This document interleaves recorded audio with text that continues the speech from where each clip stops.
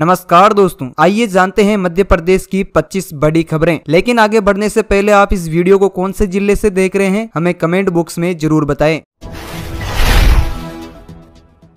24 घंटे में जिले में 47.8 मिलीमीटर बारिश दर्ज। टीकमगढ़ जिले में पिछले 24 घंटों से लगातार हो रही बारिश के चलते 47.8 मिलीमीटर बारिश दर्ज की गई। बारिश के कारण बांसुजारा बांध के सभी 12 गेट खोले गए और 780 क्यूमेक्स पानी छोड़ा गया। जानकारी के अनुसार टीकमगढ़ जिले में पिछले 24 घंटों के दौरान मोहनगढ़ में 50, लेदोरा में 72 और पलेरा में 78 मिलीमीटर बारिश दर्ज की गई है। जिले में अब तक 21.3 इंच औसत बारिश हो चुकी है। पिछले 24 घंटों से हो रही बारिश के चलते धनास नदी उफान पर है। ऐसे में नदी के ऊपर बने बांसुरजा बांध के सभी 12 गेट खोले गए। नेम प्लेट विवाद पर साध्वी प्रज्ञा ठाकुर की एंट्री, बोली जो दुकान पर अपना नाम नहीं लिखे वे हिंदू नहीं। भोपाल की पूर्व सांसद साध्वी प्रज्ञा ठाकुर ने सोशल मीडिया पर एक पोस्ट लिखकर हिंदू दुकानदारों से दुकानों पर अपना नाम लिखने की अपील की है। उन्होंने लिखा कि मेरा हर हिंदू से आह्वान है कि अपनी दुकान अपने अपने प्रतिष्ठान पर अपना नाम जरूर लिखे। अब जो नाम लिखेगा वही हिंदू है, जो नाम न लिखेगा वह हिंदू नहीं। नाम लिखने से आपको कोई नहीं रोक सकता क्योंकि देश आप ही का है। मध्य प्रदेश का अगला सीएस इस माह के अंत तक हो जाएगा तय। मध्य प्रदेश की मुख्य सचिव वीरा राणा का बढ़ा हुआ कार्यकाल सितंबर माह में समाप्त हो रहा है। ऐसे में इस माह के अंत तक प्रदेश के अगले मुख्यमंत्री सचिव का कार्यालय तय हो जाएगा। इसमें मुख्यमंत्री कार्यालय में अपर मुख्य सचिव 1990 बैच के IAS अधिकारी राजेश राजोड़ा और केंद्रीय पदस्थ 1989 बैच के IAS अधिकारी अनुराग जैन अब सीएस की दौड़ में शामिल है। मुख्यमंत्री डॉक्टर मोहन यादव की हालिया प्रशासनिक सर्जरी से यह स्पष्ट हो गया है कि मोहन सुलेमान मुख्य सचिव की दौड़ से बाहर हो गए हैं। वर्तमान मुख्य सचिव वीरा राणा का बढ़ा हुआ कार्यकाल सितंबर में पूरा हो रहा है। ऐसे में माना जा रहा है कि प्रदेश का नया मुख्य सचिव इस माह के अंत तक तय हो जाएगा।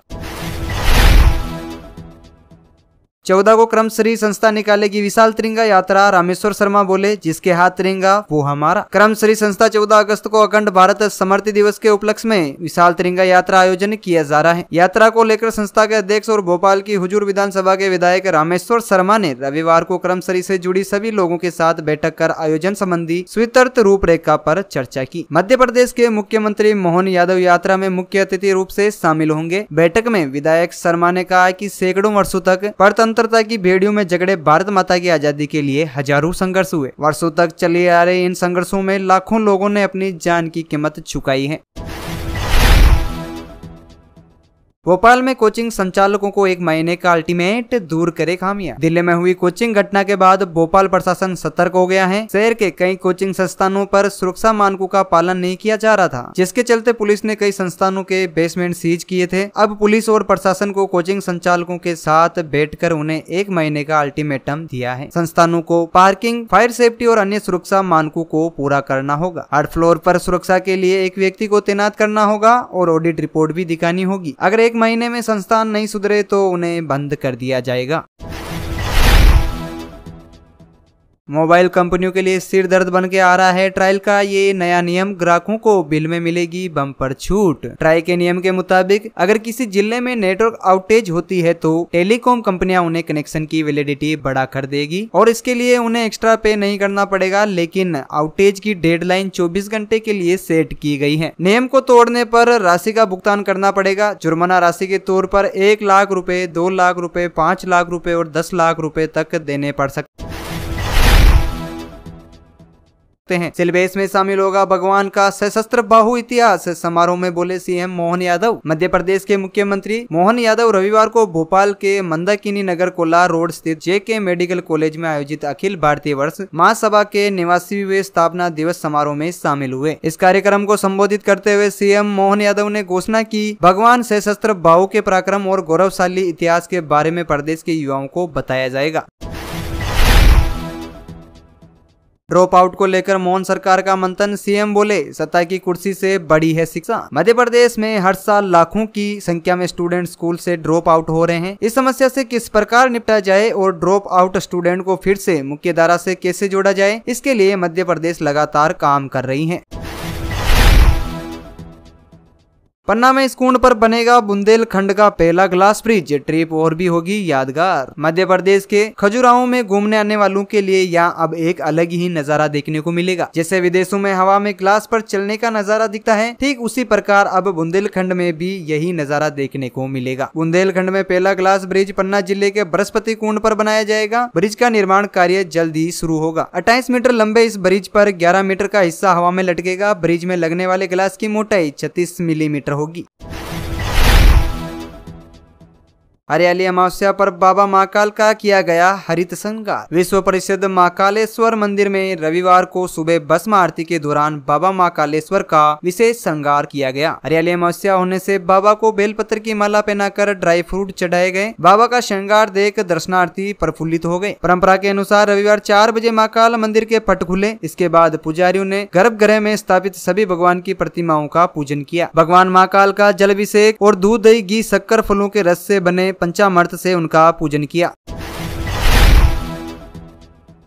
कर्ज के दलदले में डूब रही है मोहन सरकार। केंद्र से ले रही है इतने 1000 करोड़ का लोन। मध्य प्रदेश सरकार कर्ज के बोझ के तले दबती जा रही है। इस बीच हैरान करने वाली खबर सामने आई है। मोहन सरकार एक बार फिर से कर्ज लेने जा रही है। मध्य प्रदेश वित्त विभाग ने केंद्र को लगभग 1.5 महीने पहले कर्ज लेने का प्रस्ताव भेजा था, जिसे केंद्र ने मंजूरी दे दी है। अब मोहन सरकार 5000 करोड़ रुपए का कर्ज लेने जा रही है, जिसे 2 किस्तों में लिया जाएगा। पहला कर्ज 2500 करोड़ रुपए का 11 साल के लिए लिया जाएगा। वहीं दूसरा 2500 करोड़ रुपए का कर्ज 21 साल के लिए लिया जाएगा।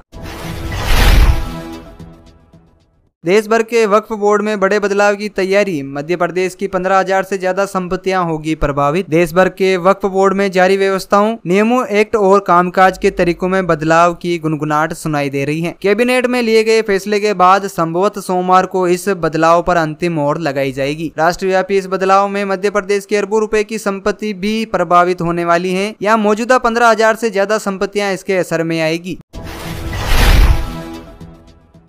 बार बार फेस चेकिंग की झंझट हुई खत्म। राजा भोज एयरपोर्ट पर फेस दिखाकर बढ़ सकेंगे उड़ान। अब मध्य प्रदेश की राजधानी भोपाल में हवाई यात्रा तय करने वाले यात्रियों के लिए एक अच्छी खबर सामने आई है। बता दें कि राजा भोज एयरपोर्ट पर अभी यात्री सिर्फ चेहरा दिखाकर हवाई यात्रा कर सकेंगे। यहाँ पर डीजी यात्रा सुविधा भी शुरू होने जा रही है। उड़ान भरने वाले यात्रियों की डीजी यात्रा के तहत सिर्फ एक ही बार रजिस्टर करना होगा। इसके लिए यात्रियों को डीजी ऐप पर अपने सभी पहचान पत्र और चेहरे का बायोमेट्रिक रजिस्ट्रेशन करना होगा।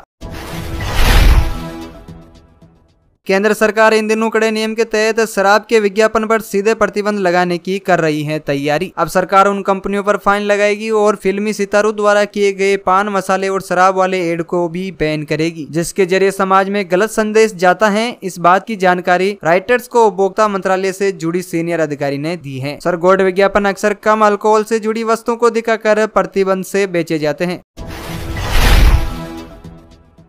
बीएसएनएल को लेकर दूरसंचार मंत्री सिंधिया का बड़ा बयान। 5G सेवा को जल्द किया जाएगा शुरू। केंद्रीय दूरसंचार मंत्री सिंधिया कल 2 दिवसीय दौरे पर ग्वालियर पहुंचे। यहाँ उन्होंने एयरपोर्ट से उतरते ही प्रेस वार्ता की। इस दौरान उन्होंने कहा, आगरा एक्सप्रेसवे जो ग्वालियर को सिर्फ दिल्ली तक ही नहीं जोड़ेगा, ये नॉर्थ साउथ कॉरिडोर से सीधे ग्वालियर को जोड़ेगा। इसी दौरान उन्होंने कहा कि 5G बीएसएनएल सेवा को भी जल्द ही शुरू कर दिया जाएगा। बीएसएनएल बहुत तेजी से काम कर रहा है। डिपॉजिट अकाउंट के नियम में बड़ा अपडेट। नॉमिनी को लेकर सरकार का है ये बड़ा प्लान। केंद्र सरकार ने बैंकिंग कानूनों में बड़े बदलाव किए हैं। इसके तहत सरकार ने अब डिपॉजिट अकाउंट के नॉमिनी को बढ़ाने की मंजूरी दी है। अब डिपॉजिट अकाउंट होल्डर 4 नॉमिनी जोड़ सकेंगे। इसके साथ ही सरकार ने नॉमिनेशन के क्रमिक और एक साथ प्रस्ताव को भी मंजूरी दी है। लेकिन बता दूं कि अब तक इस प्रस्ताव के बारे में सरकार ने आधिकारिक तौर पर जानकारी नहीं दी।